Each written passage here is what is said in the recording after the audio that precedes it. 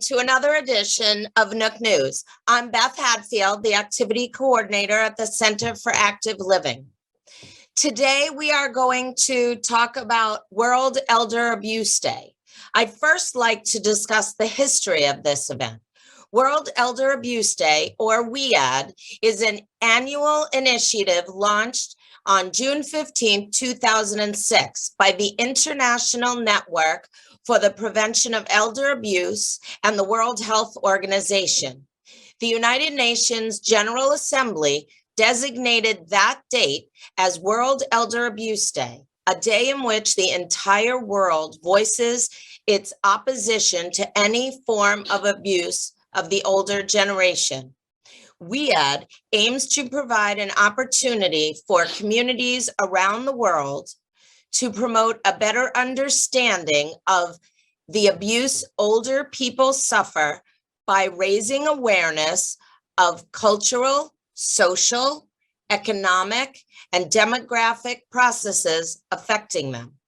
Elder abuse is one of the least investigated types of violence and does not get addressed in national action plans as frequently as key social issues. The United Nations Plan of Action described elder abuse as a public health and human rights issue. Globally, we have an aging population. With the number of older adults in the world expected to be 1.4 from some kind of abuse, most of which goes unreported. To this day, to make sure we remain focused on our elders, ensuring they lead a life of high is Terry Kourtz from Old Colony Elder Services, as well as DA Tim Cruz. Terry, would you like to introduce yourself and talk a little bit about what you do at Old Colony Elder Services, and then we can talk about World Elder Abuse Awareness Day. Sure, thank you for having me.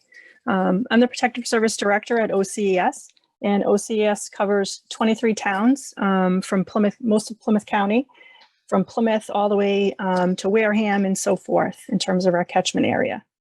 So today we come together because elder abuse is a big problem. We come together to help recognize and build awareness for elder abuse.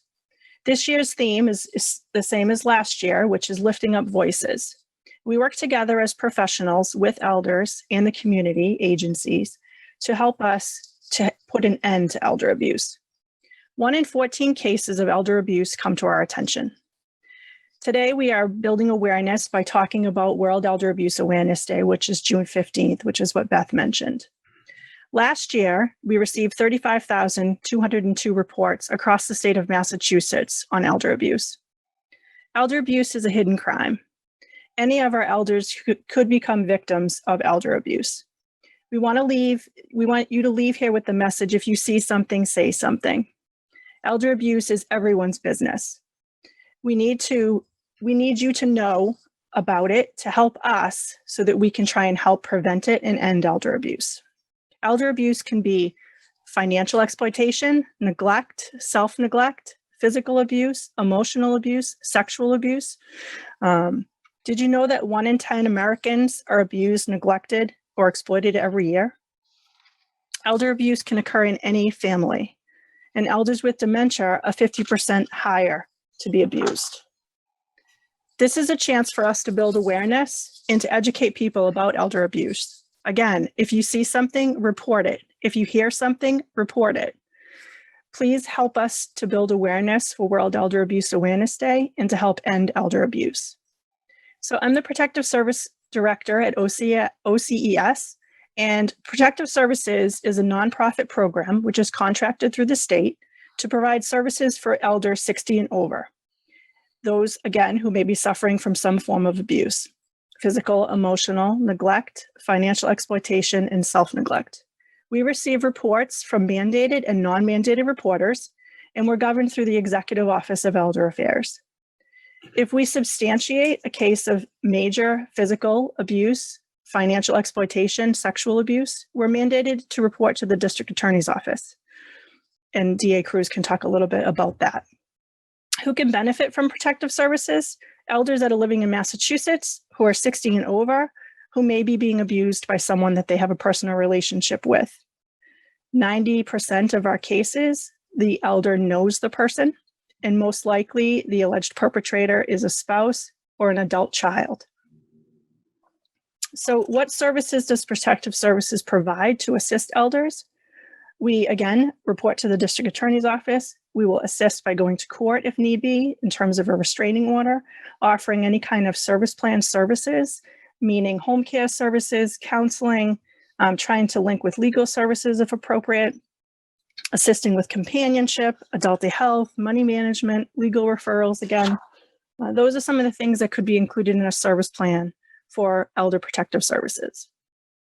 So if a report is received and unsubstantiated and you're still concerned about it, we ask that you refile.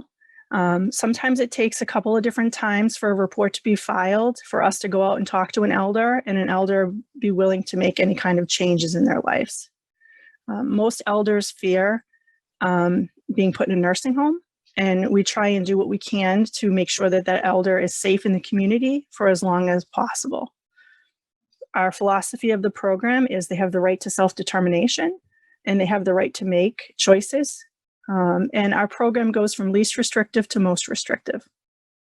So again, we work collaboratively. It takes a village to assist an elder that may be suffering from some form of abuse. We work well with the Council on Aging, again, the district attorney's office, and we frequently have conversations regarding consumers that we are concerned about to see what we could do interdisciplinary to try and help the situation. Our job and our role is to try and do what we can to help alleviate that abuse. If someone calls in a report, again, we want you to file with the Elder Abuse Hotline, and that phone number is 1-800-922-2275. You can also file a non-emergency report on the web if you're concerned about a consumer. What I would ask that if you are concerned and you think that someone else might have filed a report, we ask that you file your own report, because sometimes people think others file and then we don't get any report. And in order for us to do something to try and help a situation, we need a report. We don't reveal who the reporter is in a case. We can't divulge that information, and the only person who can have that information is when we file a report with the district attorney's office. So please, if you're concerned about an elder, a family member, a neighbor, we ask that you please call in a report, talk to somebody about it. Again, we'll leave the number again at the end of this in terms of who to file a report with. So this year we're doing a couple of different events for World Elder Abuse Awareness Day. We are doing our lawn sign campaign again, as well as our 2 marches. One of the marches is in Plymouth, down by the waterfront, which we want people to participate in. And it's a way to help get the community back in person, because there have been a lot of our consumers that have been isolated due to COVID, as well as ourselves. So it will be great if people will be able to join us in person at the waterfront on June 16th for the World Elder Abuse Awareness Day March in Plymouth. Another way is that we're having the lawn sign campaign, where we're asking people to please display their lawn signs for the month of June, which helps build awareness as to, again, where to file a report for elder abuse. If you can't do any of those things, then we ask that you please just help recognize World Elder Abuse Awareness Day by wearing purple that day. And that's another way that you can help us build awareness. If you're looking to try and help in the community, please check on our elders. Check on them, see how they're doing. And that is a way that people become aware. There are people that don't have many family, and that we may be the only ones checking in on them. And that's really important. So again, OCS is collaborating with the DA's office, the Sheriff's Department, and the Cal Center to do the March for World Elder Abuse Awareness Day. So please help us by lifting up your voice and filing a report if you're concerned, and joining us for our events. Thank you. Thank you, Terry. Terry, I have one question for you. When you were talking, you said the least restrictive to the most restrictive. Can you explain what that actually means? Sure. So we base the least restrictive to most restrictive. That's the philosophy of the program. So a lot of times people think Protective Services is going to pull out elders out of their home, and we're not going to do that unless the risk is super high and we have no other choice but to recommend that an elder be relocated due to safety and the risk being high. So we're Okay. going to work with that elder, and it is elder directed in terms of what services they want to accept in our program with a service plan. So that would be the piece of the least restriction in terms of the Okay. services. They have the right to refuse service, and we'll work with them in terms of what services. Most restrictive could be court action or intervention of a guardianship or a protective order if the situation is very risky. Okay. Got it. Thank you for explaining that. Yep. I'd like to welcome Plymouth County DA Tim Cruz for joining us. Thanks, Tim, for coming on the show with us today. Thanks, Beth, and thanks, Terry. I appreciate the opportunity to come on and talk a little bit about, the DA's office's involvement with World Elder Abuse Awareness Day. And many times, if you're thinking of the DA's office, you're probably not thinking of a lot of the preventative things that we do. Here in Plymouth County, I'm the chief law enforcement official for 26 towns in the city of Brockton. And that's roughly 530,000 people, over 800 square miles. And you may think of the DA's office, we're involved as prosecutors because that's our job. But we do so many other things that I like to get an opportunity to talk about. And that's why I appreciate coming on today and talk about our relationships regarding our issues with seniors, especially at a time of the year that it's an annual awareness day, making people aware of our seniors and the plight that a lot of them face many different times. Seniors continue to rapidly be the most growing segment of our population. And one of the issues is, especially with financial exploitation, which happens all too often, unfortunately, is that it is significantly underreported. And the scary thing about that is that, there was recently an article in AARP said older adults lose close to $36 billion every year to scams and frauds and exploitation. And that's billions with a B. That's a lot of money. And I think as we all get older, we all become at risk to people trying to take advantage of us and trying to make us victims ourselves. Financial exploitation in and of itself, like Terry just said, it's usually somebody that you know. It's more often than not. And it's unfortunate, but lots of our crimes are like that. And usually you'll see when an individual is in a position of trust or a position of confidence with an older adult or with a person with a disability, either by deception or intimidation, they obtain control over that person's property, they illegally use their assets or their resources for themselves. It can occur in any setting. It can occur in a home. It can occur in a facility. And it can be committed, like I said, by family members or by caregivers. The most important thing we can do is people that are getting older, and or if you have a family member that's getting older, is once again be vigilant. Be very vigilant. Watch what's going on. Never make sure when people call you, you never pay your bills via the telephone, give your credit card information to people over the phone, or people that you don't know, or people that you don't trust. Always shred the mailings that we get. We continue to all get every day applications for credit cards and things such as that. Don't just throw them away. There still are people who will go into dumpsters and go after trash. Shred them because your name's on that, your address is on that, and that's step one till somebody maybe getting that and using that against you. Stay alert and limit the people who have access to your money. Run your credit card reports annually. You can do it through 3 different services. Go on PlymouthDA.com. We have all the information there as to how to do it. You can run it, and you can also get the information that you need to try to make sure that nobody's running up your credit cards that you may not be aware of. And if you are the victim of a financial exploitation or a scam, I implore you to please reach out to the police. Many times people are embarrassed by this. They may be humiliated by this, but you really shouldn't be. Because the people who are out there that are doing these scams are professional thieves. This is what they do. This is their job. So please don't be intimidated by that, because step number one is there are sometimes chances whereby we can get these things back for you, at least some of them. So first of all, if you don't report it, we're not going to be able to do that.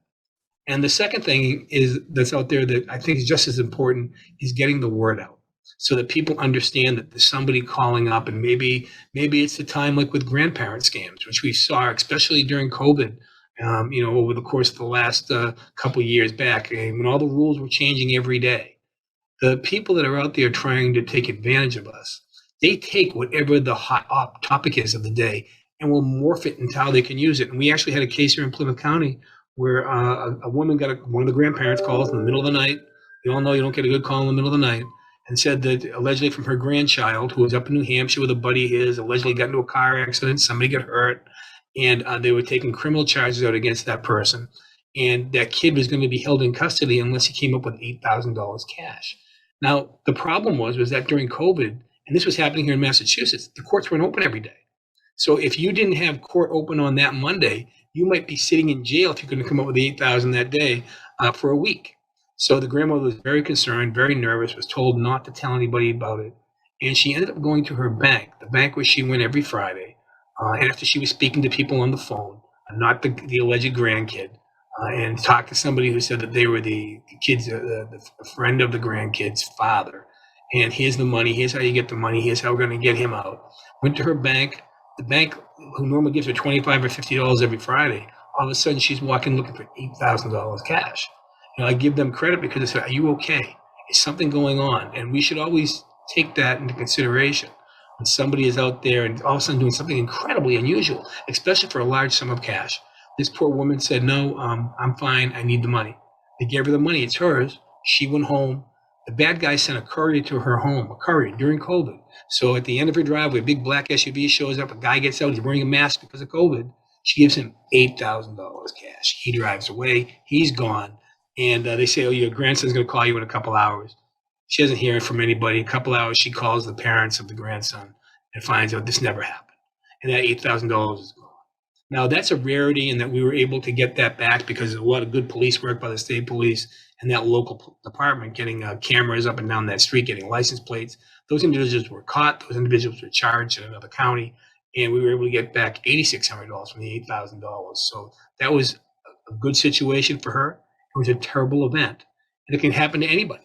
And they all continue to be out there, and we continue to see things like the grandparent scams, the IRS scams. We're all getting calls. We're all winning lotteries, even though we haven't played them. And people try to take advantage of all of us. And the other thing that's going on right now, all across our county and the Commonwealth and even the world, is we continue to deal with romance scams. A lot of people are out there. They're very lonely. They go on these websites and things such as that. And before you know it, you're talking to people who you don't have any idea who you're talking to. And these people are giving you false names. They're giving you false photos. They're catfishing you by doing this, throwing this information out there. And they're good, once again, they're very good at what they do. And they're targeting seniors because they believe seniors have what they want. They have money, they have property, at least they believe they do, or you have access to money. And they will go out and they'll try to, it's not like the old days where they have to come and wine and dine you. They're all online. You probably will never meet these people. And they will continue to go on these social media sites and they will try to lure you to come up with information and monies that they want. They're going to have a fake online profile. Usually they'll allege that they're in the military. They'll allege that they're aid workers. They'll allege that they're professionals working abroad, like a doctor, or they're working out on an oil rig in the middle of the oceans. And they'll go out and they will try to, once again, talk to you and be nice to you. And unfortunately, some people really are desperate for attention and they will fall. They're lonely. And that's why they're also targeting seniors. They will always try to lure you away from the social media site once they get you on there. And they're going to try to develop a relationship where there's going to be the illusion of a close romantic relationship. Sometimes they even propose marriage and they will go forward. And what they're trying to do is to get you to baby step you to give them something a little to begin with, and then it'll turn so much bigger. We often get calls from people who've been taken advantage of, and they've given up thousands and thousands of dollars, most of which they're never going to get back. And it's unfortunate because by the time they call us, that money's gone. And many times these are not people that are in the Massachusetts, they're not in the U.S., they're not around here. And they're calling up and cold calling people all over the country, all over there trying to hope somebody, once again, they're fishing. They're hoping somebody takes a bite. And unfortunately, it happens all too often. It's not unusual for them to have conversations with people and, back and forth love poems or whatever. They may ask them for inappropriate photos. Once they send inappropriate photos, they then blackmail them to make sure that if you don't give me monies, if you don't help me with this, I'm going to put those photographs of you out there. We have to make sure that we're very careful before this stuff happens because, like I said, trying to put the genie back in the bottle is never easy. It's always difficult. And we need to make sure that people understand that when you're talking to people, you need to verify. If you go on one of these dating sites, these applications, whatever, There's no reason, if it's legit, that people can't meet you. You can't talk to your family about them. Things such as that. Be very secretive. That should really get your radar up. That something just isn't right here, and that they're trying to, once again, go after what you have worked for hard your whole life, and they're going to take that and just throw it out in the wind. The number of cases across America are, once again, they're staggering. Some poor woman in Georgia, $6.5 million. She ended up getting the money taken away from her. All these other different groups targeting people across America.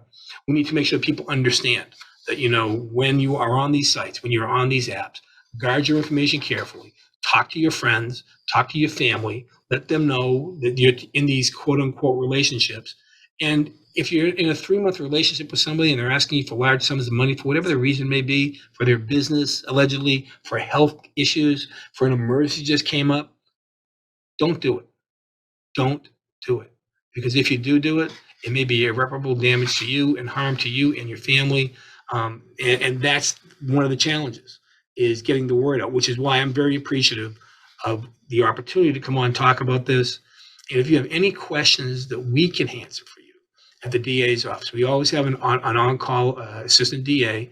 Anybody can always call it 508-584-8120. And also you can go on PlymouthDA.com. That number is on there also. PlymouthDA.com will show you the number of things that we do that are not just straight prosecution.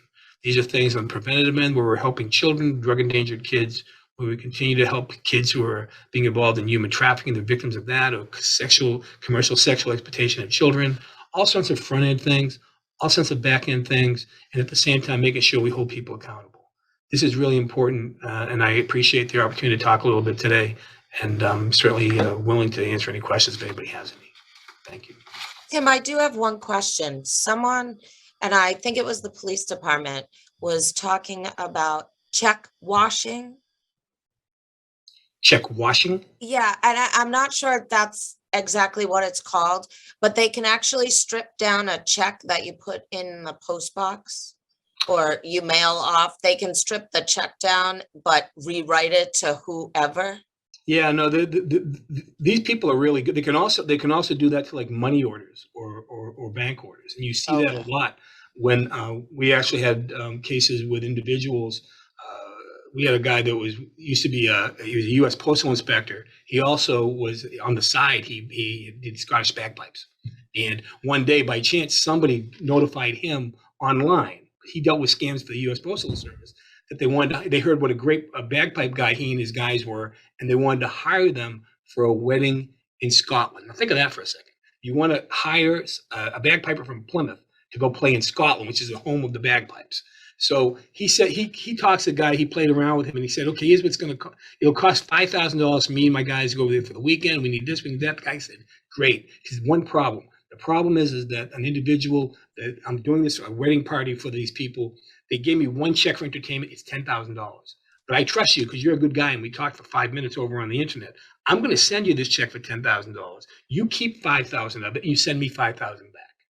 And okay, so they send him a check. Now this guy is a postal inspector and it's a bank check and it's got certain numbers on it. And he checks the numbers with the banks on all that. It turns out, yes, it was a bank check that said $10,000. It was a bank check for $10 that they had washed and they had cleaned, and they put $10,000 on top of it. So the scam was they wanted him to cash it, and before it bounced, he would have sent them a valid $5,000 check back, and they would have had their money. So yes, anything on the checks can be changed.